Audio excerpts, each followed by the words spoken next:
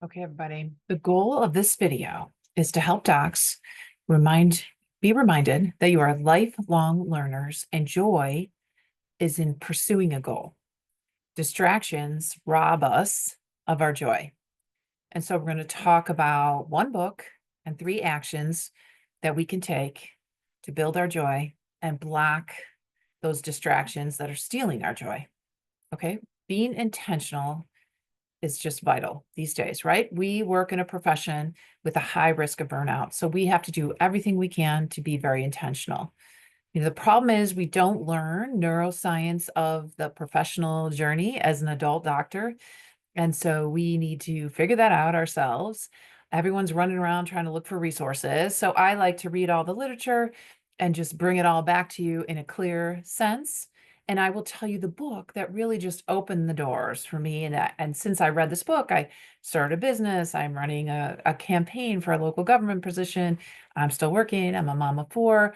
It just opened the door to help me find the areas of my life that I wanted to grow, get more of, and get rid of the things I wanted less of. Okay.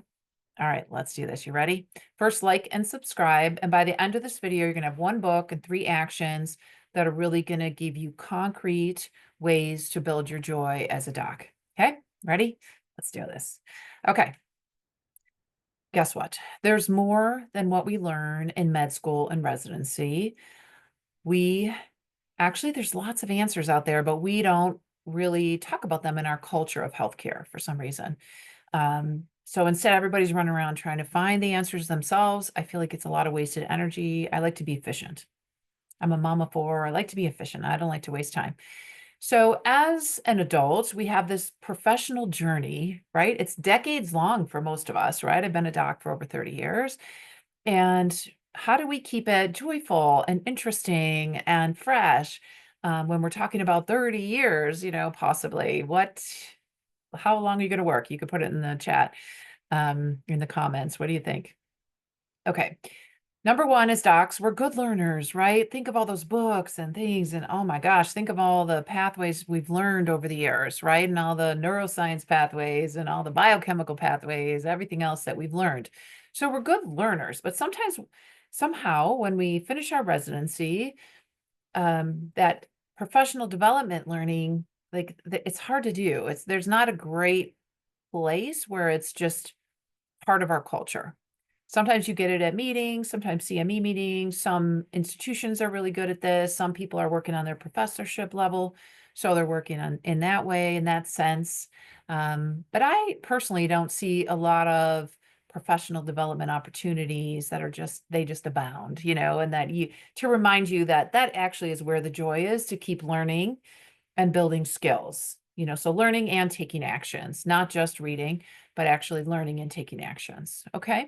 So we are lifelong learners. We're searching, we're searchers, right? So we always want to look for resources. Healthcare is such that, we can't know everything. We're always learning as far as that goes. But what about professional development and even personal development? How do we keep our lives full and interesting and not just work, but how do we become the people that we really want to be, where we have an impact in this world and we feel like we matter with what we've done in this world, right? Sometimes we fill it with work and family and community, and volunteering and hobbies. Sometimes it's only work, it's mostly work. Like if this is your life, it's like work is this much, and maybe a little fun over here. Okay. So, about 10 years ago, I was like, oh, I don't know. I want something. I'm not sure what. And I looked at other jobs and I looked around and I thought, it's not it.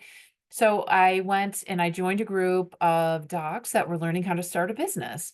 And so I opened my own LLC and I have a business called Brain Fresh, and I like to bring neuroscience tools so to help people find joy in their professional journey. And it's been really fun. So I do that through coaching. And then I got a new coaching certificate to help women docs start businesses. And then I give lectures in corporate spaces and CME spaces. And it's been really exciting. I run courses and all kind of things. So it's been really neat. Made workbooks and published things. I have a blog I do each week. I have a YouTube channel, as you see. And go ahead and like and subscribe, and you'll keep getting these videos with little tips each week. Okay. So we fill our days and our weeks with things, and we want to make sure we're intentional with our time, right? 10 years ago, I don't know. I knew I wanted something needed to shift. So I found this book called Design Your Life. Design Your Life by Evans and Burnett. They are professors at Stanford. If you don't have time to read it, you could watch their TED Talk. Just Google that, Design Your Life TED Talk. And they talked about some just really important simple steps. So we're going to talk about 4 steps that this book went over that really helped to open my eyes to new solutions. And so one of them, Evans or Burnett, I forget which one, is an engineer. So it looks at life from the design sense. Like, how do you design something? Well, first, you have to know the problem. The problem in healthcare is we don't learn how to enhance our professional development. We try to fit into slots other people, but we all have our own unique gifts and you know um, interests and things. And so we want to have our own path. So how do we make our own paths interesting? So as we work, 30, 40 years, depends how long you're going to work, maybe 50, maybe 60. How do we keep it interesting? How do we stay vital? Because vital means living and growing. So how do we put that all together? Well, they suggest number one, taking a few weeks and just looking at your time when you get home that night and say positive or negative for things on your calendar. Does it bring you joy? Does it bring you some energy? When you think about it, is it uplifting or not so much? And that's all, just positive or negative. So you get a sense like, yeah, what do I like about my days? What do I want more or less of? What is going well? As opposed to just like something's off, I'm not really sure. So that's your data. You can use that for some data so you know your next steps. So positive or negative, maybe print out your calendar each week. And then when you get home, they'd say to suggest, to do it that night. So it's fresh. Or if you want to, make your own chart and like where do you have more energy? What depletes your energy? And then make a note of that and then look at that for 2 weeks and just see like what feeds your energy, what takes your energy. And it's fair, it's work. So work can take your energy, but what is feeding your energy? Where do you get some boost in energy, some meaning that, this is interesting to you, you're enjoying this, okay? That's number one. So you're going to do like a time evaluation. There are apps that help you do this too, if you want to look up some apps for that.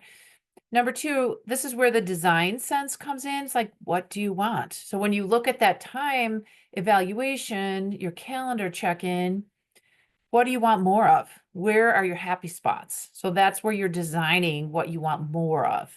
Okay, it is work. So work can be tiring and there are things in work that are not your favorite thing to do. But what do you want more of? What do you want less of? So you get some insight, okay? And then they suggest that you go out. So first thing is do a time evaluation. Second thing is just design your next steps by putting together all the things that brought you more positive emotions or positive energy. And then number 3 is set some coffee time. So they suggest asking people for 10 minutes to talk about their professional journey. So if you see on your timestamp, you like your clinical research, you like writing, you like teaching, you like entrepreneurship, you like innovation, you like building a business, then you find people that do that. Like I coach women docs one-on-one who are starting a business or have started a business. Excuse me one second. Because we all get farther if we do it together. And getting coached, like any professional athlete, coaching can help you get there faster. Okay. And then they suggest try something.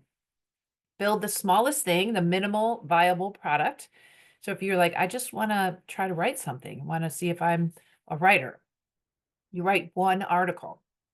Okay. So my favorite book, Design Your Work Life, 4 things to do, time study, think about your design. What do you want more of? Talk to people for 10 minutes, and then you're going to try something, one thing, and then you're going to commit to it. Okay. Put in the comment, what are you going to commit to this week? All right. And then like and subscribe at Brain Fresh here. And I'll keep sharing these little tips with you to open you up to new options so you can leave an impact in this world and find your professional joy. You got this. All right, guys. All the best. Let me know how it goes. Okay. Send me a note.